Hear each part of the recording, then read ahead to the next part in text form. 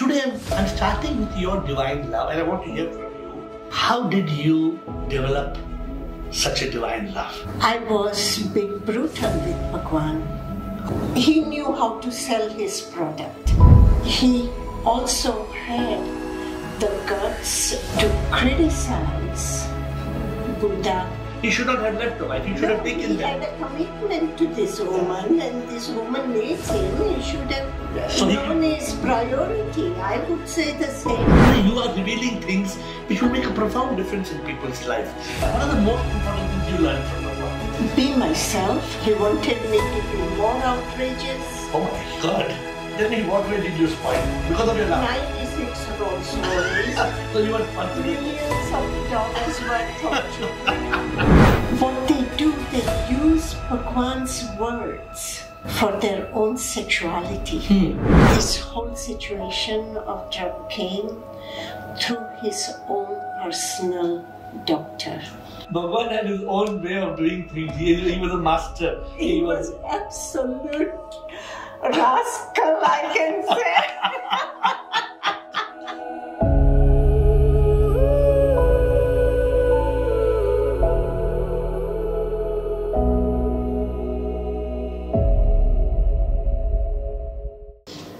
Today, I am having a very special conversation with Osho Bhagwan Rajneesh, his confidant, his aide, his secretary, somebody who has spent 14 years with the Bhagwan. He was Chandra Mohan when he was born. He became Rajneesh, Acharya Rajneesh, and then Bhagwan Rajneesh. Before the Western world branded him as Osho. He was an enlightened being. What happened? What happened to that spiritual awakening, that enlightenment? I thought I'd grab the opportunity of speaking to Ma Aanand Sheela. She has been gracious to agree to this conversation and has promised that she will speak her heart out. All about Bhagwan and her time with him. 1.5 decades, 14 years, to demystify the story of Rajneesh Osho. Let's start. It's a blessing to me. And what interests me most is the most beautiful thing. I have been watching you speak to several people over the last few years, is you say that I love Bhagwan. And you say it with so much depth. People don't know the meaning of love. What is love? And I love it when you tell some people, love is not sex. Don't confuse the two issues. Definitely not. No, I mean people very commonly confuse that, right? Right. They can't understand when you tell them that I loved Bhagwan, but I was not physically intimate with him, but I love him even today. And Sheela, for somebody to love somebody 30, 40 years after you part physically, to me it is divine love. The Sufis, you must be knowing, call it Ishq-e-Hakiki, not Ishq-e-Majazi. The Greeks, they call it agape as compared to eros. No, eros is just lust, or Ishq-Majazi, is just and that's also some interesting thing hopefully we'll cover before the end of the conversation. Okay. But today I'm starting with your divine love, and I want to hear from you. How did you develop such a divine love? I have not heard you speaking about this to anybody. What? You met Bhagwan much before you started working with him in 1980, probably 5-10 years before that? I met Bhagwan when I was 16 years old, first time, and something I felt, but I could not decipher. I could not comprehend what was happening. I was too young to comprehend. 5 years, then I went to US for studies. I returned back, and the day I returned back, the very next day, I meet Bhagwan again. And now what happened was, in this very moment, death would come, I'm ready. And I was only 21 years old. It was such a profound feeling in the heart. I had my head in his lap. And I don't know what transpired, what happened. And it just happened that now, even if death comes, I feel complete. And that's where my journey with Bhagwan began. Bhagwan was living in a small apartment, so he could not house me near him. I didn't want to leave his aroma, his fragrance. I wanted to be just in his presence. There was certain madness in me. Some of my relatives whom we met, they complained to my mother, my father, that she's gone mad. And 100% I was mad. Even today I am mad. This madness is not the madness of common alcohol or drugs or anything like that, because I don't take drugs anyways. Alcohol also, I'm very glass of wine or two, or once in a while I'm not. And you, for want of a better word, there's no other word that you call it love, right? Right. And I don't know whether you've come through, I've written an acronym, L-O-V-E. L is longing, and O is of the soul, and V, it's very passionate, and E, it is an ecstasy of joy. It is all of it. Isn't it matching your love? It is all of it. So you had that longing, your soul, there was some yearning which you could not understand. What you say, people think you're crazy, but there was a deep longing, and that's what made you Sheela, Bhagwan Sheela. That's what made you powerful and gave you the energy and gave you the drive. It's not, if you look back at your life, correct me if I'm wrong, you must be thinking, what gave me the power? What gave me the energy to be what I became? I know what gave me. It was love for Bhagwan. Yeah. It was Bhagwan. The passion. Without it, I would not have been able to do the work I have done for him or done with him. It is because I was not educated in this field of management. Yeah, I was too young. I was in a foreign country doing what I was doing with bringing Bhagwan there. It was utter madness. The fire in your eyes reveal it. When you look at that Sheela, you know what I'm talking about. Yeah. When you look at Sheela 40 years back, that fire that is in your eyes reveal the power of love. But today people don't understand the meaning of love, which I hope to cover during this. But I'm starting with that. So you met Bhagwan when you were 16, but probably after you were 20 or so, when you started working 21. with him. 20 you started working Second with him. time. Yeah. And your working life with him was not too long, for about 5 years. No, 14 years I was with him. From the time you were, for which year then it was? 72. You were 16 in 72. No, 21. 21. 72. Once I recognized what is happening, I didn't leave Bhagwan until 85. So about 14 years you were with Bhagwan. Yeah. But the last 5 years you were secretary to Bhagwan, title, Yeah. the designation. I had the title, and before that I was his previous secretary, Ma Aanand Lakshmi. Yeah. I was her secretary. So he was basically getting you ready for that journey. Right. But not many people know about this so I clearly. didn't even know. Never even thought of it. So you have seen enough of Bhagwan. And I'm going to say something now, I hope you don't react to this. But Bhagwan was undoubtedly enlightened. Undoubtedly, he had the spark of truth. And I'm going to tell you a few things which I was awakened. And you tell me whether Bhagwan used to agree to these things or not. To just align, okay? Okay. Because I've written several books. I've written 75 books on the subject. And I'm trying to get people on the path of truth.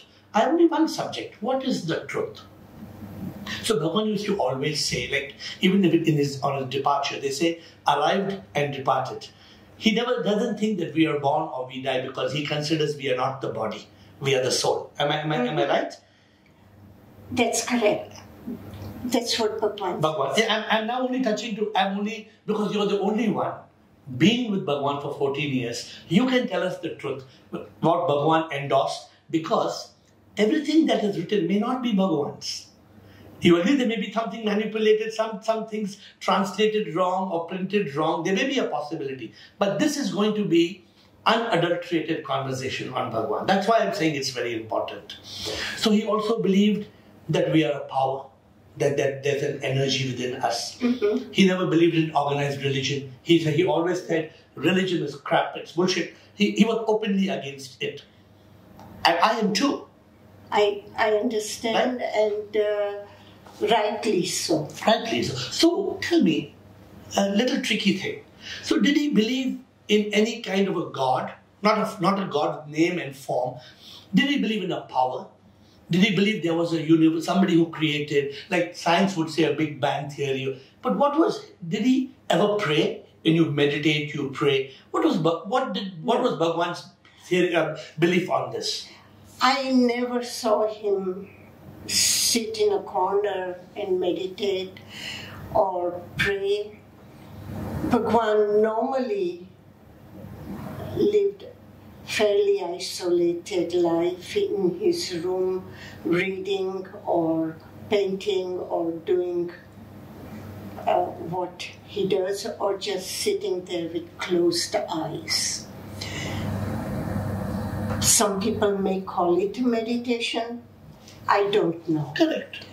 For me, he was just enjoying his own solitude. So in many of his work, he talks about reaching that state of consciousness. You heard him say that. Whether he calls it samadhi, he calls it consciousness. In fact, I've written a book, which he has also written, called Sat Chit Anand.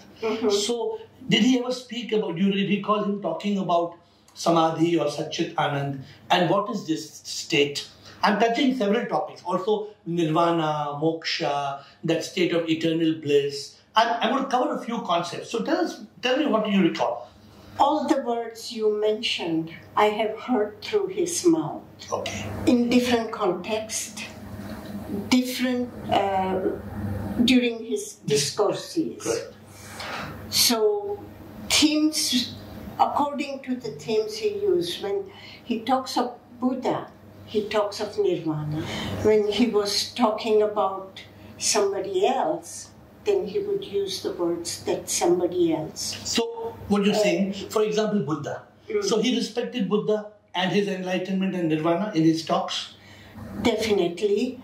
But he also had the guts and the honesty to criticize Buddha where Buddha was not. Do you remember anything that he would criticize Buddha? Just to help our listeners. Yeah. The basic, this story we all know, when he returns back after his enlightenment and he goes to Yashodhara, and Yashodhara is angry with Buddha. And there Bhagwan tells Yashodhara did right. She should be angry with him. Okay. Because he left her and went. Yeah, he left her when the child is born, and just when a woman needs the support of the man, he thinks of enlightenment or the goes to find a truth.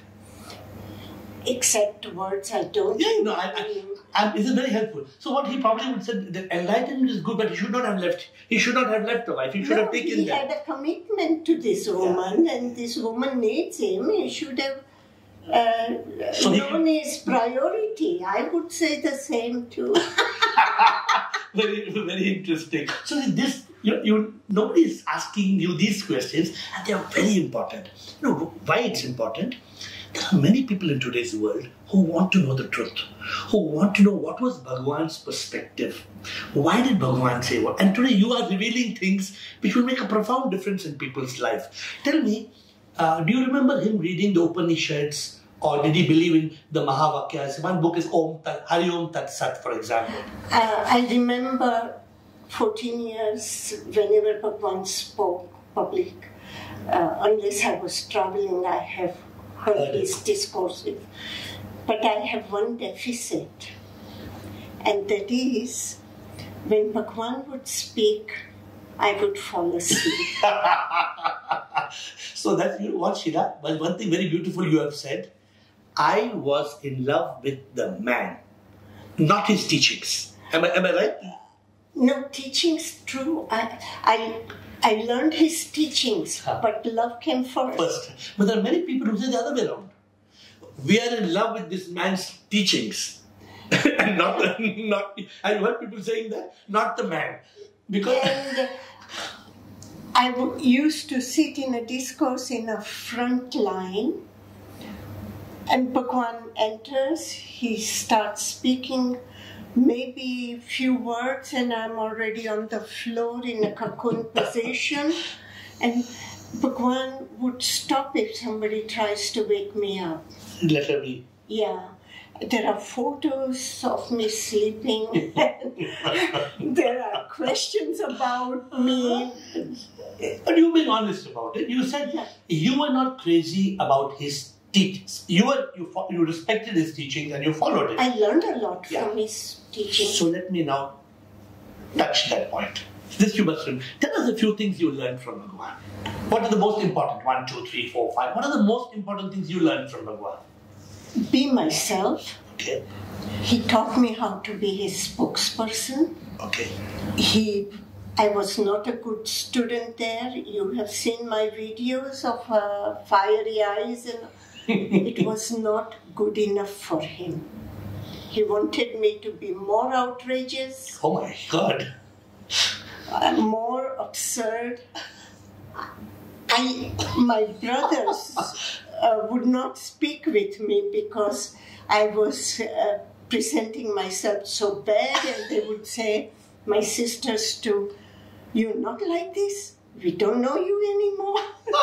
And he would say, it's not good, it's not enough, you should be more outrageous. More outrageous. But tell me, on the life portion, these are the things he taught you as Sheela. But what did you learn about? Did he talk about the purpose of life? What is life about? For example, celebration. He talked about having fun and enjoying and being happy. But that was being taught in all of his discourses. What did you like? What are the things you picked up from him? Be myself. Okay. This charity you do, take care of human beings now, was it part of Bhagwan's teaching? No. So this is what I'm trying. But I'm being myself. Correct. So I have his teaching. You never learned from him nirvana or moksha or what is this all about? Direct one-to-one? No. I had no interest either. Okay. As long as I look into his eyes, I sit near his feet, I'm in heaven.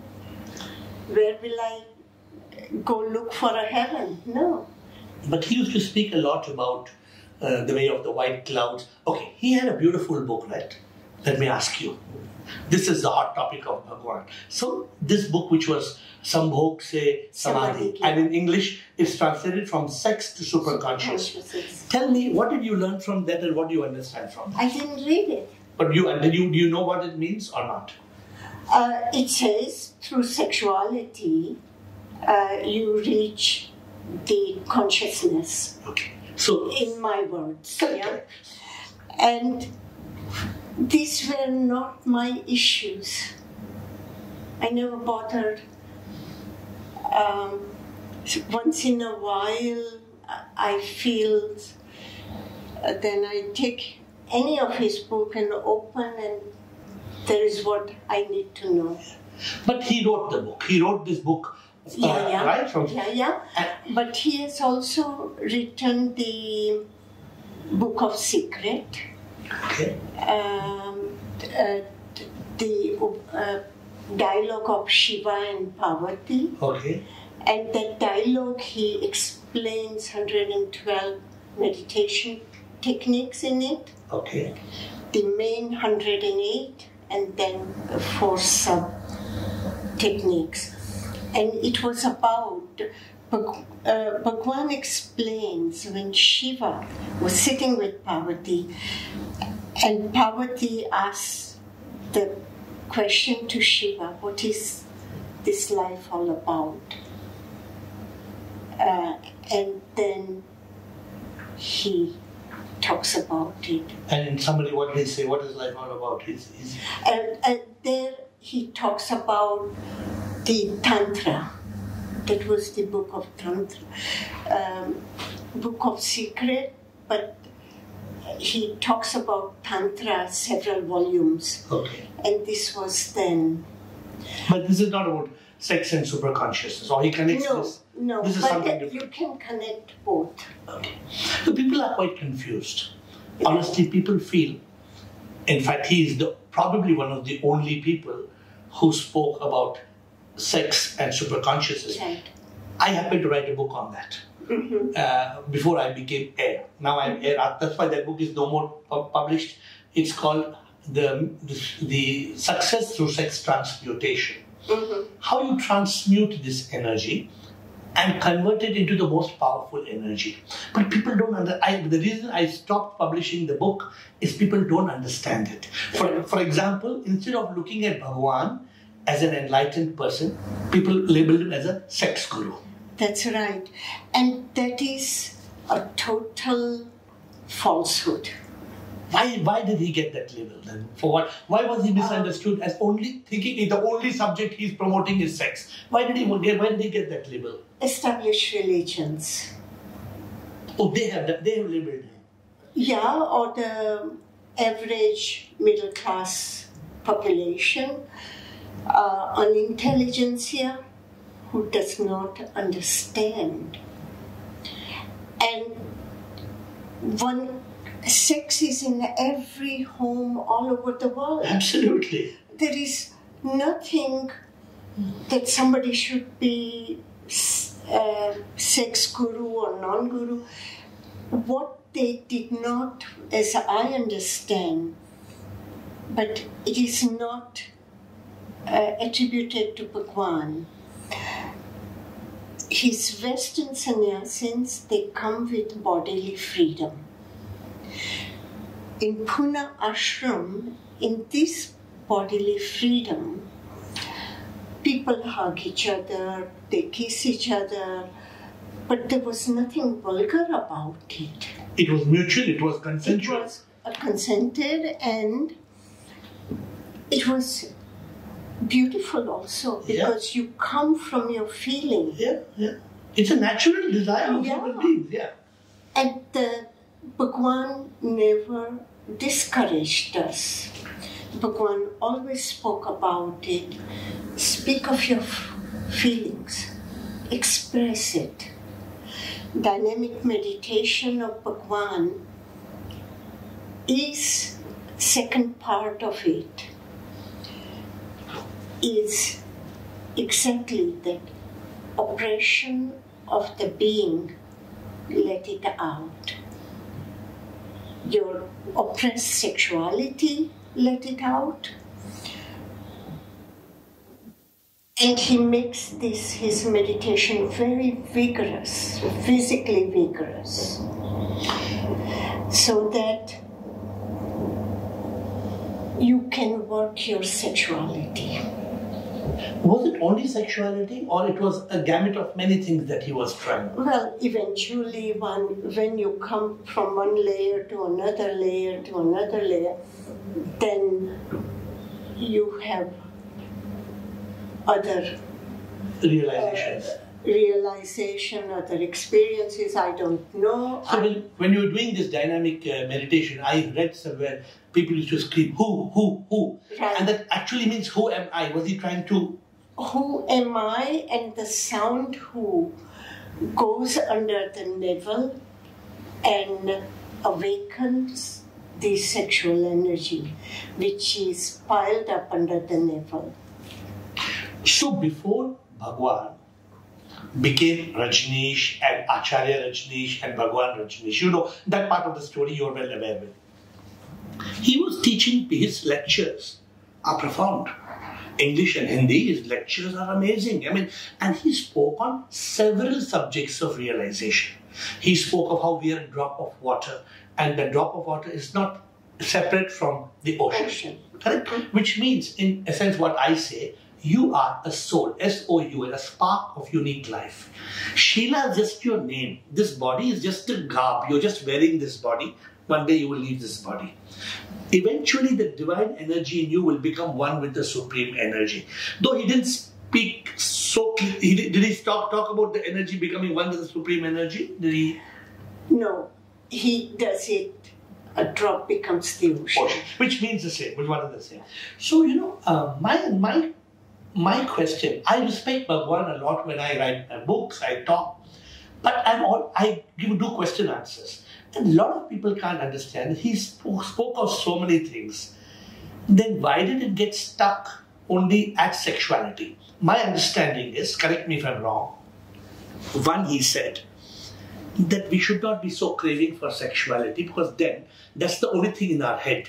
We must go beyond it, and beyond it we will find ecstasy of consciousness. Is that one of the things? Sexuality should be experienced, yes, and go through it. Don't become obsessed with it. And when you have enough and more of it, you will not be obsessed. That was yes and no. Okay. It is not a question of quantity, because quantity will bring perverseness. Okay. It is the quality, and there you bring the quality of love in it. So tell me a little bit more on this. Now you touched a new subject. I'm coining it new. It was not in my thought till I met you. You are an epitome of love. You are a fountain of love. I've written many books on love, by the way. I think Krishna gave you one called Prema Yoga. One, but that is about enlightenment. No, but I'll tell you a little.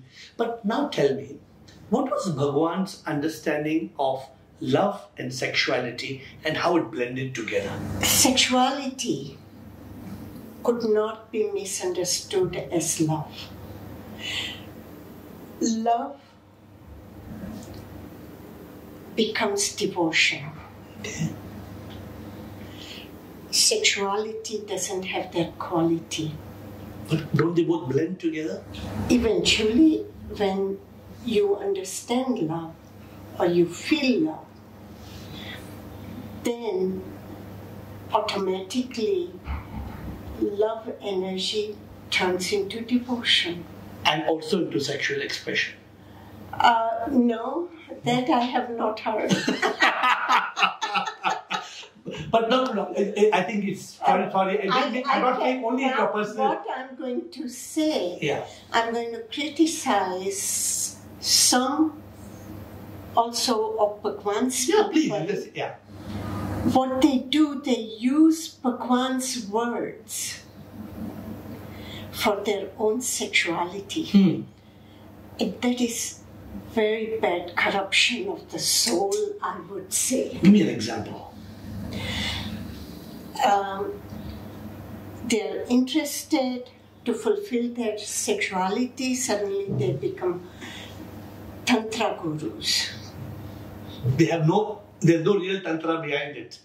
No. It's just using Bhagwan's. But this is what I get often asked about, that these so-called gurus in today's day, there is so much misuse and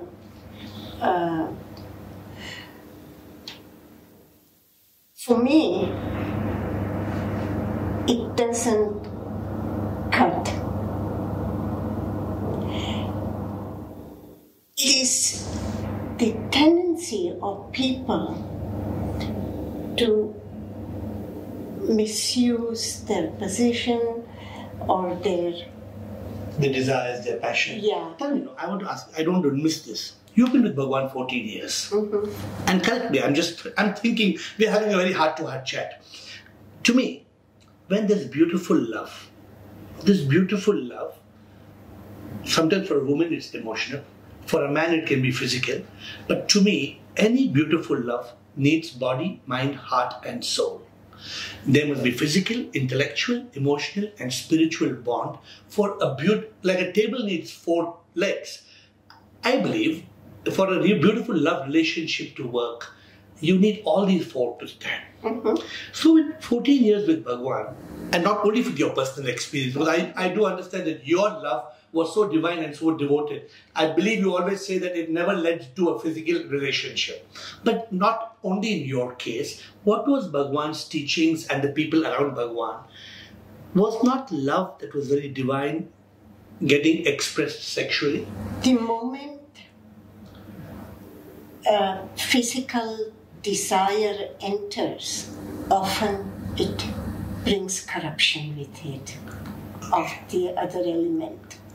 So love disappears, in fact. The love becomes less priority. Because the sexuality is so strong, it overtakes it. Is it possible? This is the same thing happens with the desire to become enlightened or to show the world you are meditative. Then people start fantasizing. And this fantasies then keeps them away. So when we are running after enlightenment, this desire to become enlightened is so prevalent, so strong, that you then are ready to barter to gain enlightenment. What? You can barter with sexuality, you can barter with finances, you can barter with presents and things like that. But that doesn't bring you enlightenment. You can go out and buy and sell certificates to reach the heaven where enlightenment is. So you touched a new topic. Many people flocked to Bhagwan for enlightenment. And of course you've been very humorous. You say sometimes, Bhagwan is a good salesman. When he saw so many people Not only that, I was a bit brutal with Bhagwan. Okay, how? And I said to Bhagwan, after I left Bhagwan, 60 Minutes Australia came to interview me in Black Forest where I was. And they asked me something, and then they wanted me to talk directly in the camera to Bhagwan. What is my grievance? Okay, and what did you say? And my major grievance with Bhagwan was the drugs, which I said. And then I said, Bhagwan, you are manipulating. Okay, and why did he manipulate? He was not the type of person to manipulate, right? No, but the people only understand manipulation. So he was forced to manipulate? Not forced to, but to pull them out, for them to recognize. But nobody recognizes. Nur Damkov Sheela recognizes that. When you were there, you were able to guide him correctly. Give you example. people are normally greedy. They don't like to, even when they have money, they don't like to give. We are building a big city. There is a necessity for donations. And then situation happens. Bhagwan will call number of people and declare them enlightened. He has a right to declare them enlightened. If anyone... He's the master. He is the authority on it. Yeah. People who want to run after enlightenment. And it is a way he boosts up their ego. Okay. And then what happens, I write about it in my autobiography, Don't Kill Him. Yeah. Then people, they finish the meeting, they go out, and people who, the gossip spreads very quickly. This one was declared enlightened, this one was bodhisattva or whatever else. Yeah. And they will go and do Shastang Pranam to these people. Bhagwan hears this, and whose job it is to put those people straight? She. Yeah. So then, Bhagwan calls me, same day or the next day when we work together. He said, and Sheela, you tell these people to be stupid. But you make those people enlightened, so what do you do? Exactly. So what did you do? How did you solve this problem? No, I mean, I am his secretary. His command is... Second in command? My pleasure. And I called and I said, does it look nice? When Bhagwan is there, you should not be doing this. No, or be discreet, be patient, be a little bit... discreet in your... Yeah, discretion. But it is this kind of masses and Bhagwan's people were considered elite, educated, highly intelligent professionals. But when desire comes, but it's very sad. It washes away. Sheela, it's very sad that he made some people, declared some people enlightened for what you say a manipulative reason or for to raise funds. Now, agreed, it's an honest fact, this is what happened. But this impacts him as an enlightened person, which he was. This is my concern. For him, it was a practical need, and this is how we solve it. No, I understand. For me, he knew how to sell his product. And this is one of the reasons I won't have anything to do with spirituality. Because you can't vouch for what it was and what enlightenment is. You don't want to get into this. I was lucky that I fell in love with him. Yeah, this was all for me, unnecessary. But you need to address this one issue in your life, and I'm just sharing with you as a friend, with respect, with mutual respect. And it's an interest of Bhagwan, you, me. See, people who are following Rajneesh, Acharya, Bhagwan, they know he was enlightened. I'm telling you, nobody could speak like Bhagwan. My own father said, if Bhagwan lives long, he will be the second Buddha. I absolutely, and my father's words. No, Sheela, let me tell you one thing. I'm going to deviate a little bit to tell you. Mm-hmm. When I got a spark of spiritual awakening, I call it enlightenment, I made one point very clear. Don't you people make it look like enlightenment is only meant for Buddha. Enlightenment is what? To switch on the light. If you enter this room and the lights are off, you will walk, you will fall over the table, you will fall over the chair. What is enlightenment? It is enlight in, to bring in light. Right. Only difference is you have to bring in light inside you. Now, if you listen to Bhagwan, when he was Rajneesh Acharya, he was a very enlightened orator. And then when you realize, you don't memorize, you don't analyze. So, Bhagwan was very spontaneous when he was speaking, right? Though he had a tab, he would refer, but I think he was... Those were just the questions people asked. But he was always spontaneous. Always spontaneous. That is a sign of an enlightened person.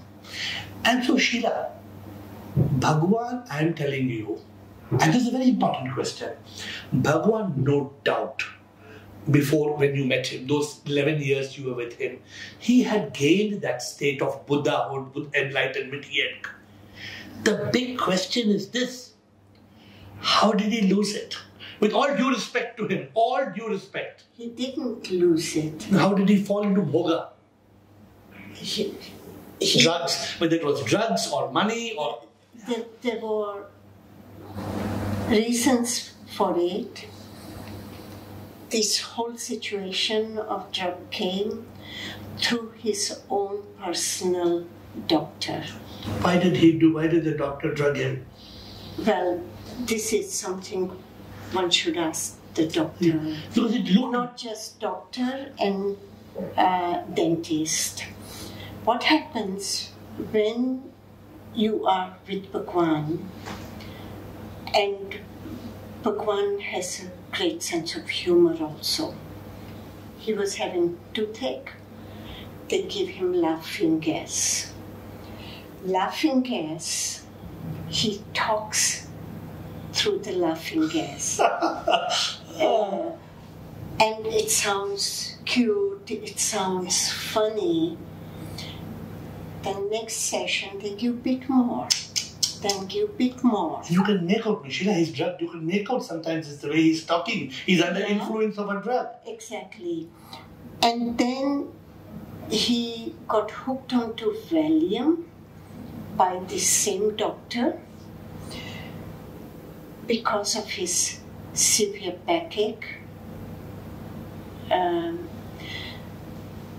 I don't know which medical school in England he was, because he was an English guy, went to, and he was a young doctor, youngest in age to get a doctor's certificate, as I understand. He should return back his certificate.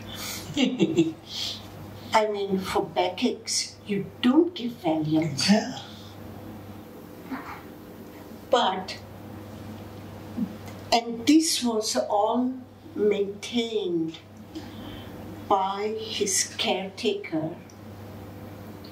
This caretaker was, at that time, in love with this doctor.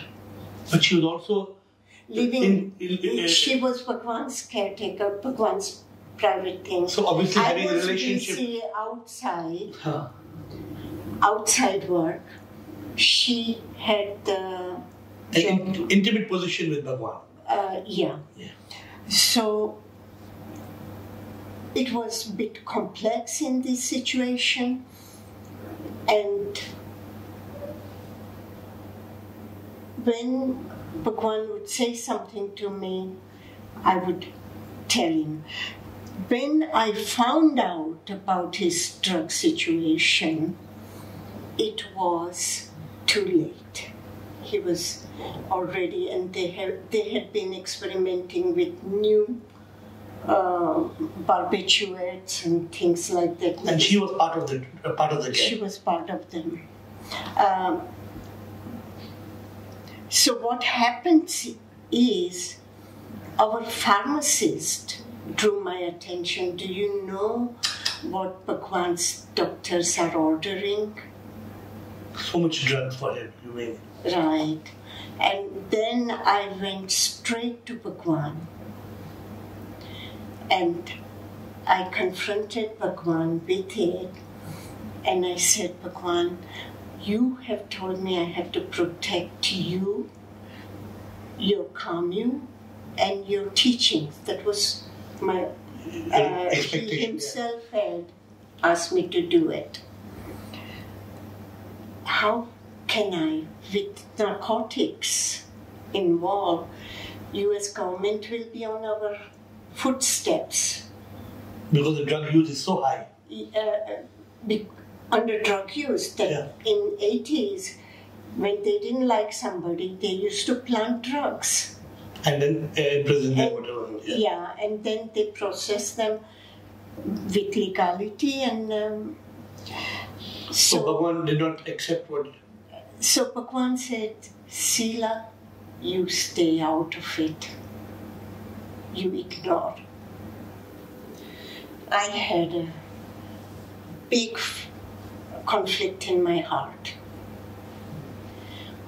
And then I decided, if you can't take care of him, and that's the main thing, it's time for you to go and let somebody else take care of it. But was that the main reason why you left Bhagwan? That's the main reason I left. But how, you loved him so much, how did your heart permit you to leave? But that is exactly what came to my rescue. The love I felt for him. One thing was for sure, I was not there for position, whatever, or fame, or etc.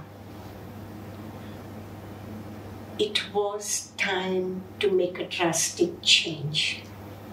To also... What would happen? What did you, when you said, I leave Bhagwan and go, how would that help him or help you? I'm just trying to understand. I was the main function, I was the practical head of Bhagwan. Correct. So by leaving him, how would it help him? How would it help you? Well, suddenly he has, who is he going to give this work? Who is going to take it? Who was competent there? Oh, so you thought he would not let you go, is what you're saying? No.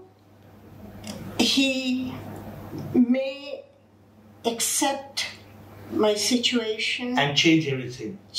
And so was that hope in you? Was that a hope in you that when you were going? No, I didn't have any hope or wish. I just felt he doesn't think I'm competent anymore.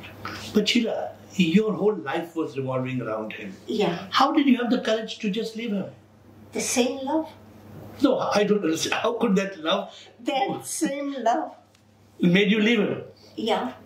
Did that love become... I can't use the word hate, but were you so upset or were you so... I cried for weeks after... Before you made this decision to leave? When I made decision, I was crying. Afterwards, I was crying. My same brothers, sisters who were saying, you have gone mad, telling me again, you have gone mad. To leave him. Because your life was all set, right? You were, I mean, you had love, you had power, you had money, you had everything a human being would want, you had. I mean, I hope you don't mind me. Yeah. It didn't have integrity that I understand. No, but I'm touching a very different subject before we come back. You were controlling Bhagwan. And Bhagwan was controlling thousands and thousands of people. But by your going, in fact, I believe, he was destroyed. No. Of course. No, he chose to be destroyed. Maybe he chose, but Sheela, when you left him, he collapsed. I cannot be so powerful because he was the power. Correct. But he was the power behind me. Without him tapping my potential, I would not have known I had the potential. No, I'm agreeing that he was the power behind you. Right. But you were his backbone. Because there's no other Ma Aanand Sheela in his life. Sorry to say, there are many Ma Lakshmi and Ma this and Ma that. But for one person to drive Rajneeshpuram and to drive everything that you did, don't tell me Bhagwan didn't know that. He knew it. He did say afterwards when he was in Pune, in a public discourse, Sheela, you can come back whenever you want to. He said that? Oh my God. And then you did not think it right to go back? No. Why? I have learned from him. You burn your bridges behind. Okay, so very interesting. And see, my main interest is to help people learn from Bhagwan's life. Bhagwan was, to me, an enlightened person. And I want people who are on the path of enlightenment. What is enlightenment? Enlightenment is realizing this body. What is my name? My name is AiR. AiR means Atma in Ravi. For 46 years, I thought I was Ravi. This is Ravi. I'm not Ravi. If Ravi is moving, the soul is moving. The moment the soul leaves, you will not even call this Ravi. You will say, where's the body? So the point is, I want people who are on this path of enlightenment are learning from Bhagwan, from Acharya Rajneesh talks, his books. Now people see, suddenly, this man has gone into drugs, this man has gone hyper into sexuality, into people having free sex and doing all kinds of things. Like you say, sometimes maybe it's a strategy, sometimes it's truth, I don't know. But people are confused.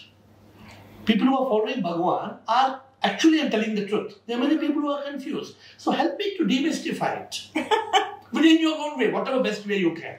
I have always said, when I was in ashram and Rajneeshpuram, and people would be confused, I used to say, remember, Bhagwan is a man, and a beautiful man. And don't forget that. When we are simply human,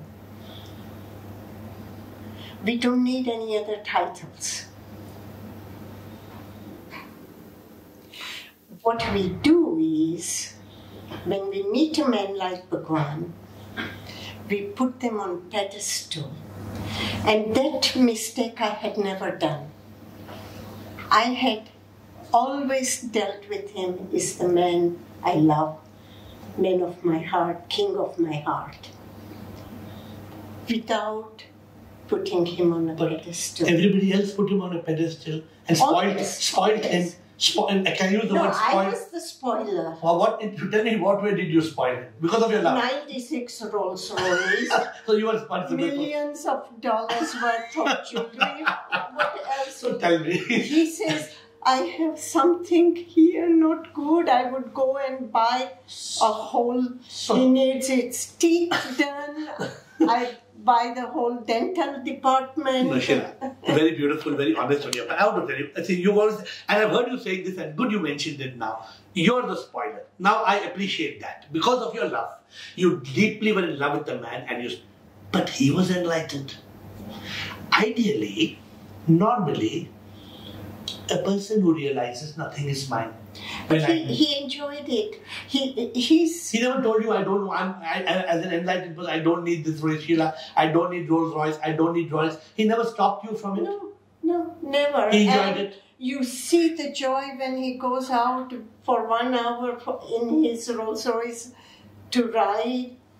When I have a panic, is he's on a ride and some cowboy is trying to run him off the street. Then I have a panic. And things like that were happening. So we created a security car in the front, security car in the so that he's safe. He's safe. But then we send a medical doctor in case something happens on the way.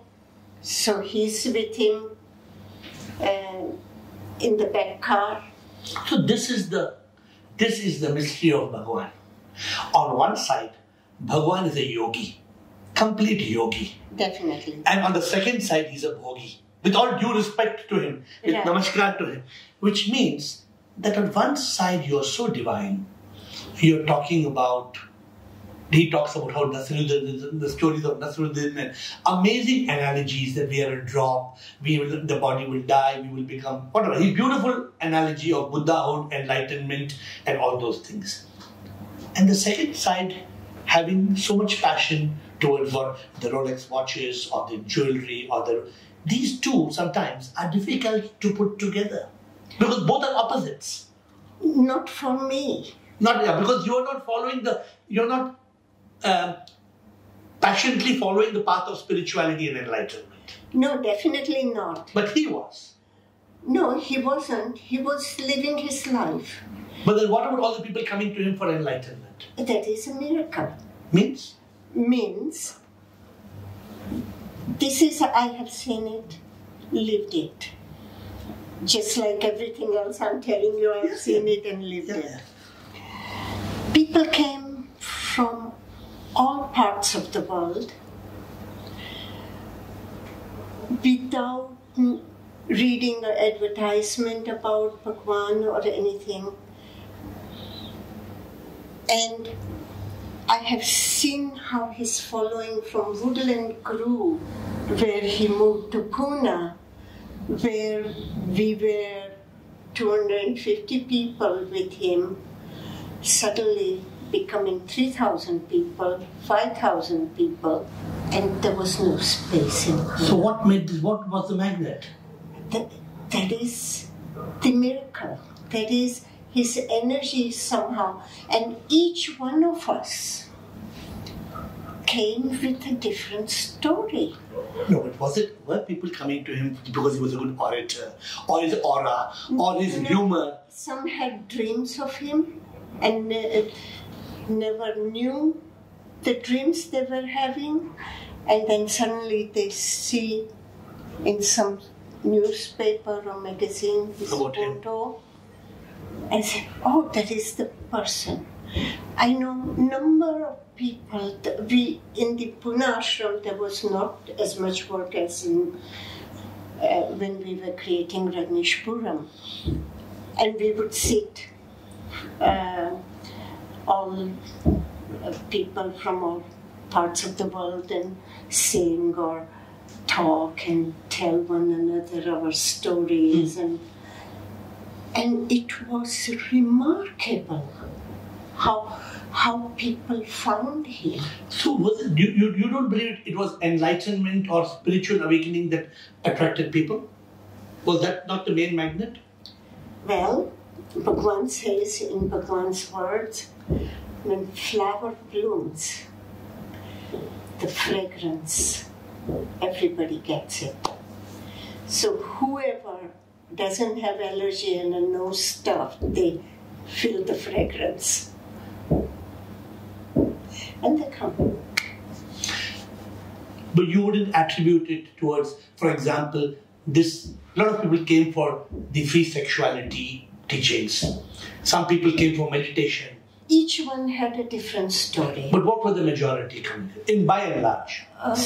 I know the people I was around with, they came like this, dreams or saw a picture and something happened, or my own story. I'm aware of how. No, you felt that love, right? But the thousands of people, the hordes of people who came to Bhagwan. But I didn't have to feel the love. I felt the love after you were drawn to him. Right. So all people, I came to visit my parents, and then I met Bhagwan second time. But everybody had some event that brought them. Okay, let me ask you another question. They came. You stayed because you loved Bhagwan. Are you telling me all the 10,000 people fell in love with Bhagwan? I say there is a big element of love. But even the people who came for wrong reasons. Yeah. And people came for wrong reason and then decided to remain there with him. I have seen both.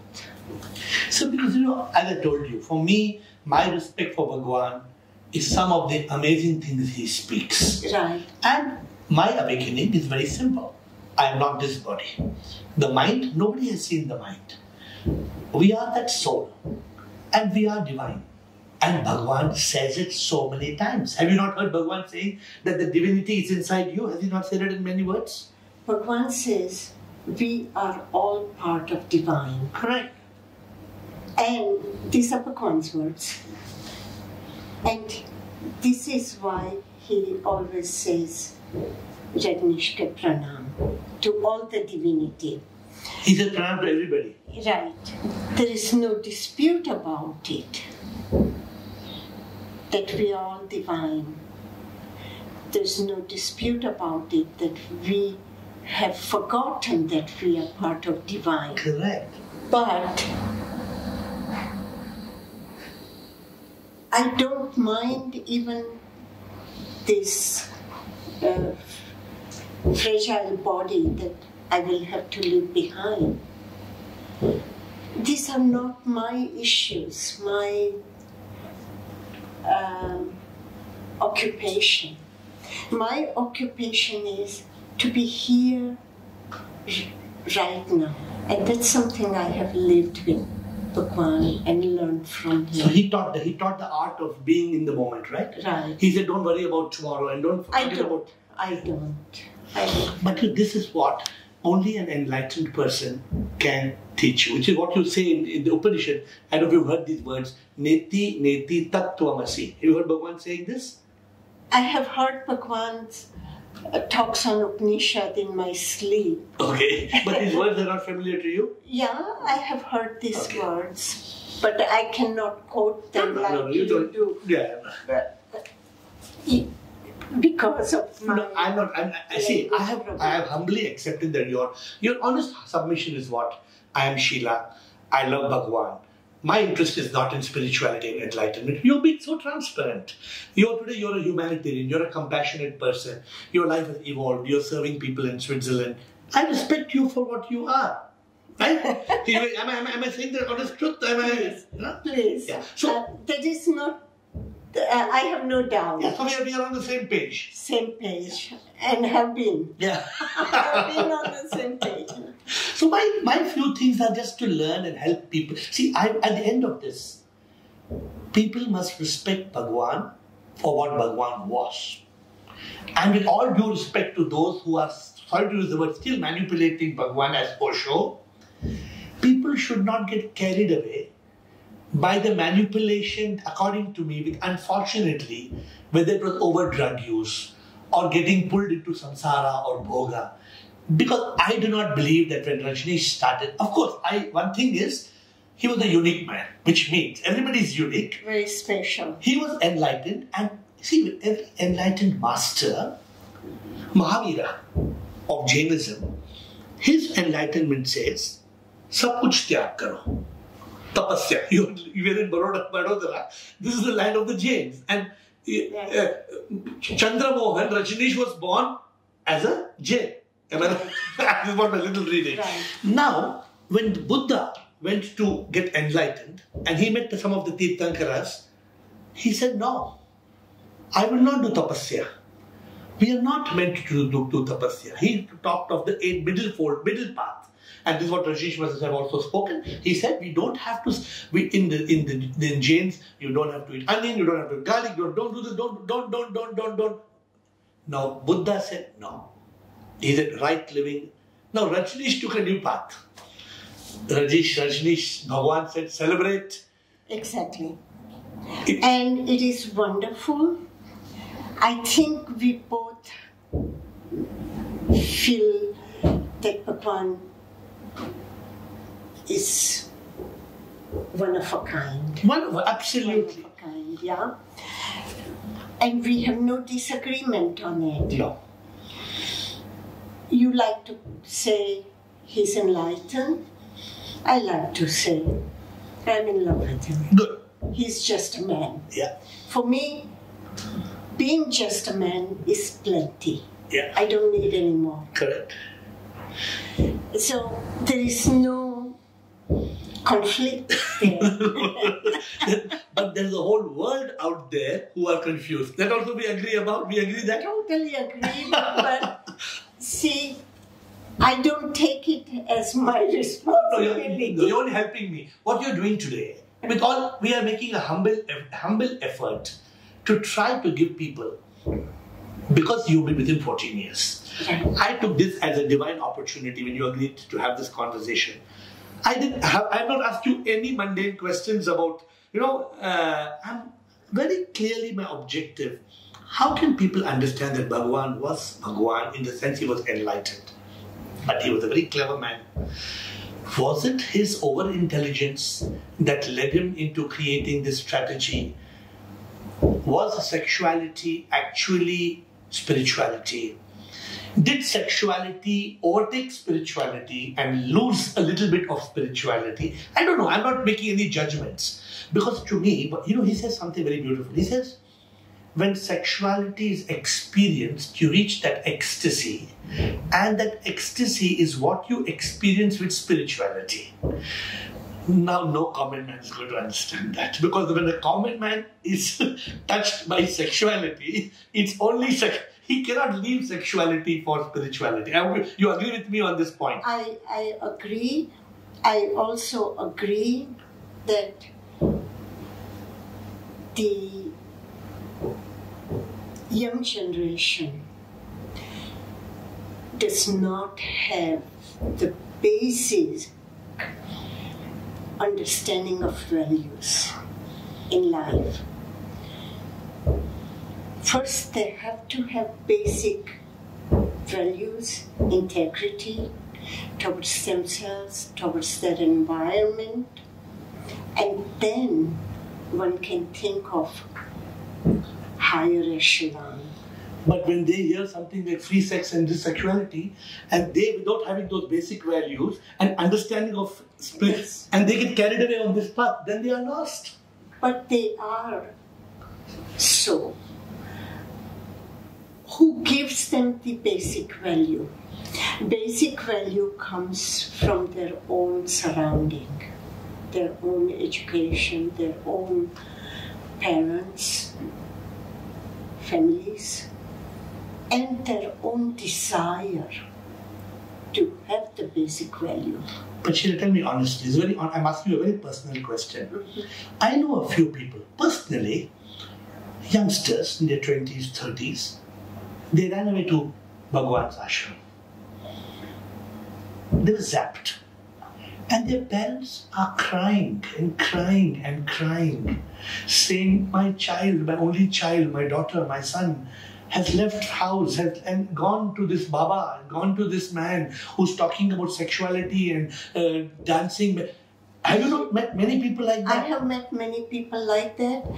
Problem is with our tradition, our religion demands, parents' possessiveness And suppression. There's so much suppression. And all they are interested from the moment child is born, the mother starts collecting jewelry For the and marriage, saris and marriage, and the marriage is debunked after a few days. So people have to have basic awareness. There I got lucky that our parents, both mother, father, were very clear about basic values. When 16-year-old, I was ready to travel to America for studies. My father was sending me and my sister together. My father called us both in the evening, night before. Morning we will leave. And he said, listen both of you carefully. What I am saying, you must pay attention. You both are going to be coming of age. You will be interested in men, or men will be interested in you. Don't be afraid. If you're interested, experiment. Even sexuality, experiment. But try out few other men also. Before you make a decision. Before you make a decision. Then decide who can be your lifelong companion. But how many parents are like your parents? Exactly. That's why today, at the age of 75, I am so grateful to my parents that they gave us the right training, right education, and they both. My father said, never accept violence from any man and never engage in sex that is not consensuous. No, then it becomes dirty. Yeah. I write that also in my second autobiography, By My Own Rules. This episode of my parents, only from the point of view to help young girls to say, hey, it's okay, you can choose, you can feel free. So for me, to talk about enlightenment is far away without having the basic values. No, I think it's beautiful what I've learned from you today. And what you say is very correct. That here was a society of religion and oppression and the taboo on sex. When sex is a basic need of people. I write so many books, I give so many talks. I never condemn sexuality. And I'm against organized religion. That's why I'm very much like Bhagwan in many of his teachings. But I get scared if people think that Sambhog say Samadhi, if people think that sex, just indulge in sex and you will get spirituality, I get scared with something like that. I'm on Instagram and I get every now and then young boys from India writing about it. When I feel somebody is sincere and they really need understanding, then I will write little paragraph how they can go about their sexuality. And at times when they are just being perverse, then I block them. Sometimes their intentions are not good, they're just trying to... Yeah, they want to somehow declare that perversion makes them great. But if you had to, since you're saying that and you guide people, from your personal opinion, since you've been with Bhagwan 15 years, this will probably not thought about after as I talk to you and you're so pure and you're so full of love and understanding and intelligence. What, according to you, is the right dose of sexuality? Which means that I'm asking you, since here people will be listening to us. Yeah. So we both agree sexuality is not bad? Definitely, I never said that. So we both agree it's not bad. But people think that Bhagwan says that free sex is important and you can have sex with anybody and go and do it wherever and have orgies. There's a lot of misunderstanding of the whole thing. No, Bhagwan never say you have orgies. But people were misquoting him. That is what interpretation. Bhagwan was always clear. It should be consensuous. It should be out of freedom, free will. It should be qualitative, not quantitative. When you talk of, from some books, Samadhi, this whole book talks about the quality of sex and sexuality, not the quantity. And how? And it should be out of love, Remember this? out of feelings. This is what I tried to talk to you at the beginning of our discussion. Yeah. So, any sex without love cannot be spiritual. But today's day and age, most sex is without Agreed. love. Agreed. But now I'm asking you from the depth of your soul, as we have been talking, don't you agree that if two people are making love to each other, making love, which is physical, when it is that love which is divine, then it can become spiritual. Only But I don't even think that far or talk of that far, because the mind is so cunning.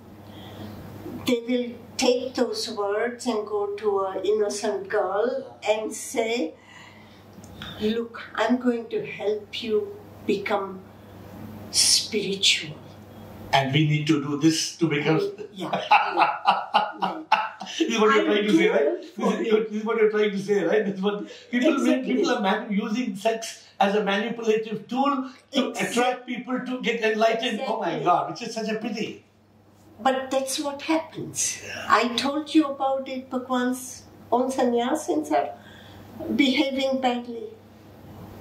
And there are even cases where there's violence during sexuality and they break each other's bones, and I've heard of stories like that as well. No, that was a different story. Okay. That was in therapy group. Okay.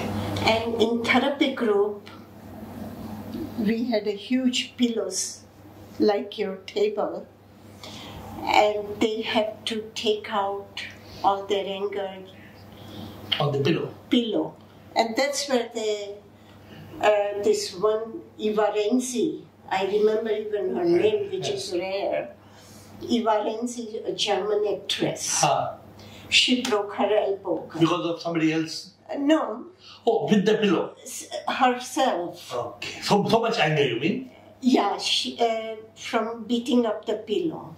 She breaks her wrist or the arm, something like that. And she had come to Pune Ashram in 70s, together with Stern magazine people, two journalists. And for them, this is gold mine. First, Eva Renzi is an actress. Secondly, Bhagwan is a controversial guru. And then accident helps them to make a good start. So a lot of Bhagwan's stories are also just pure PR and pure commercial news that has been over-exaggerated. And exactly. So it's been such an amazing time talking to you, and I'm sure this is going to help a lot of people. But a few more things I want to ask you. You learned from Bhagwan a little bit about death. Tell me what you learned about death and how did you cope and how did it make you strong? What is death according to how he explained? Death is very important. Bhagwan always spoke about death in reference to ego and, of course, leaving the body. But through death, I have learned from my father, mother, and my sister. My mother had a massive heart attack. She was in intensive care unit in Switzerland with me, and 5 days later, doctor wants to know what do we do. She was so serious. Do we need some heroic medicine and help her for a few more days to live? Or how do you want to deal with it? I looked at my mother and I said, "Pa, what is your wish? Should I tell doctors to do a surgery and take care of you through medicine? Or you don't want it?" But we are at a stage where we have to make this decision. How old was she? She was 83. Okay. She says, she looks at me and she says, "Sheila, you are there to take care of Bapuji. And I have lived my life. Now it's time for me to go." So don't fight, don't try to fight. No, don't extend my life.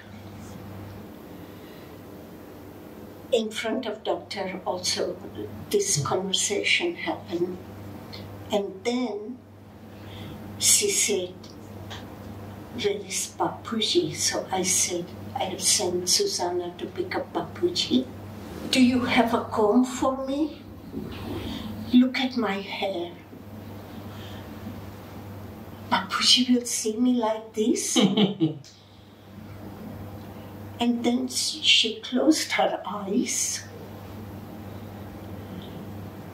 And 3 minutes she was gone. And even before before my eyes, I was right there. Then the doctor takes me out of the room and says, "Does your mother have some special powers?" That she lets go of the body.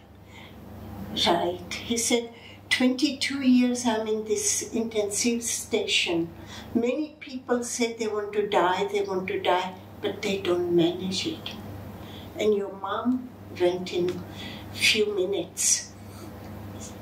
So this is, I called spiritual. So your parents also taught you many things, not just Bhagwan, even your parents. But from Bhagwan's point of view, can you tell us in short words, what are the sannyas people are quite, according to Bhagwan, the neo-sannyasins and the word sannyas? Can you quickly just explain that? Bhagwan had created this concept of sannyasin in early 70s or the end of 60s. He wanted to create a new man. This new man should be free of tradition, free of religion. This new man should become its own master. So male sannyasins were given a name, title of Swami, master of himself, and women were given title of Ma, the potential of mother in every woman. He then had told us to wear rising sun clothing, color of rising sun, if possible in one piece or loose two-piece. Then he gave us a mala which had 108 beads with his locket, just so that to remind us and remind the environment we are on a different path. But they had to leave the world and live with Bhagwan? Is that what they had to do? No, they live, continue what they want to. Just few mad people like me who didn't want to leave him. But otherwise they go back and do their work, but they come for the meditations. Right, they go back to work. Many Westerners went back because they had to pay bills, earn quickly some money, come back again and stay. So these are the sannyasins. But what was sannyas? Sannyas is the process of initiation. And we got a new name. Bhagwan gave us a new name. When you become a sannyasin? Yeah. And he gave you Ma Aanand Sheela, right? To give you as joy, as you should. Right. So there's one more thing that I want to add before I close. In Rajneeshpuram, you were heading the whole operations. But he also spoke about you wanting to create Rajneeshism as a religion. Is there some truth of it? Were you trying to create a religion of all his teachings? Were you documenting a religion which he then later, I read somewhere, he asked them to burn all the books. I'm not sure you can tell us something about this. It was not me wanting to create that. It was Bhagwan Sri Rajneesh. Yeah, and he wanted you. But he wanted to create it because of immigration department. Okay, a religion. Right. Okay. We had filed Bhagwan's application for permanent residentship as a man of exceptional ability. But we were unsure of the bias of Republican government and immigration department. So we wanted to put another application under a man of religion.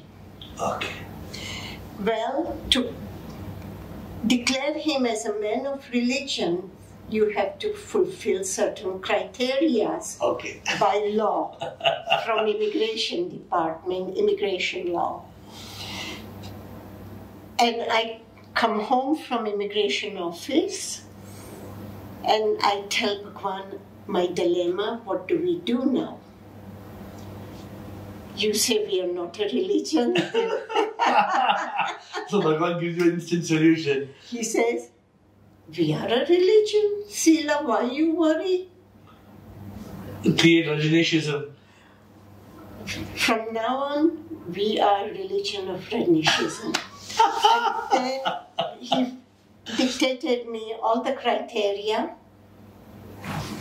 Then he sent me, I had to call a press conference in America.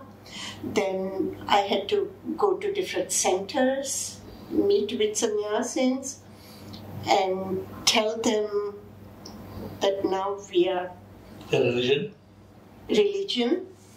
He designed me a clothing of himself, designed my garb.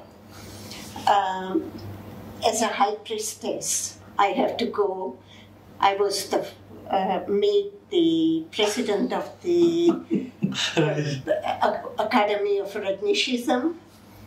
Then I was sent all over Europe. And in my car that I travel, I must have a flag. And I go as a dignitary of a religion of Rajneeshism, no less than Pope. Bhagwan had his own way of doing things. He was a master. He was absolute rascal, I can say. So, for you, he was your beloved. He was. So, two things before you on what you're doing.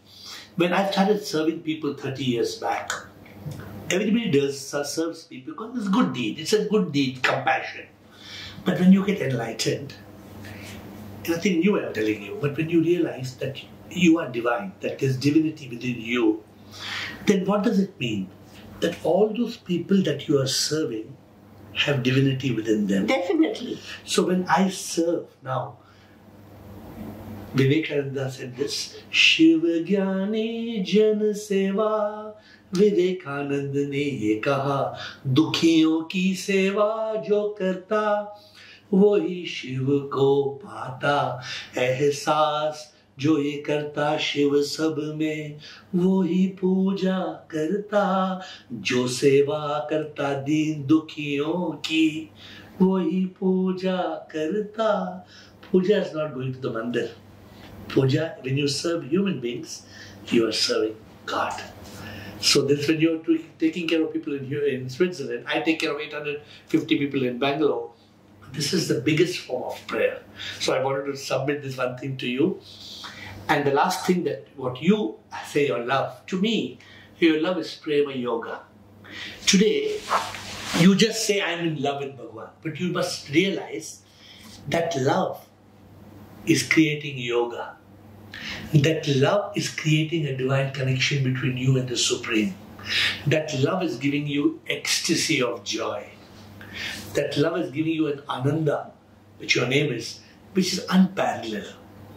But it is that love, not for the man Bhagwan, but the divine you saw in the man Bhagwan. It was, today I'm telling you something, I don't know whether you're going to take it from me or not.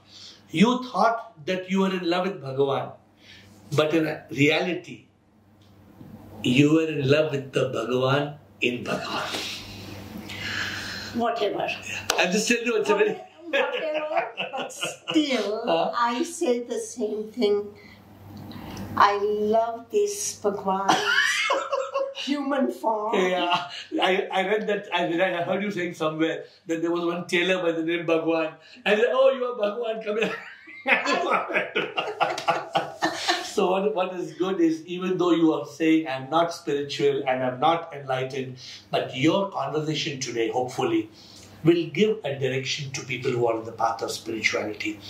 People who follow Bhagwan, who should learn from Acharya Rajneesh, from Bhagwan Rajneesh, and not get carried away by the Westerners' manipulative teachings of some parts of Osho, which they have put together as pieces for their own selfish interests, and make people think that sexuality will just take you to enlightenment, which is a myth. Sexuality is beautiful. If, like you yourself in your conversation said, when sexuality becomes love and it's divine in its experience, then that divine sexuality can give you that state of superconsciousness, which is our ultimate goal. I'm grateful to you for it. It was wonderful speaking to you. Same here. Pleasure. Those of you who have listened to this amazing conversation with Ma Aanand Sheela, Secretary, Second in Command, Confidant of Bhagwan Rajneesh, as she calls him, Osho as the world knows today, you must realize very clearly that the Bhagwan was an enlightened soul. I can't deny that. But we must learn. We must learn that enlightenment means to be able to live that enlightenment. To be a yogi, not to become a bhogi. With all due respect to the Bhagwan, it is so unfortunate that he, as per Ma Sheela, got influenced by the Westerners. Whether it was overdose of drugs, or, as she admits, spoiling him with Rolex watches, jewelry and Rolls Royces. If we have to reach that state of eternal bliss, then we must reach that truth consciousness, and enlightenment is not easy. Let us learn from this conversation and let us make our life a blessing for ourselves and for the world.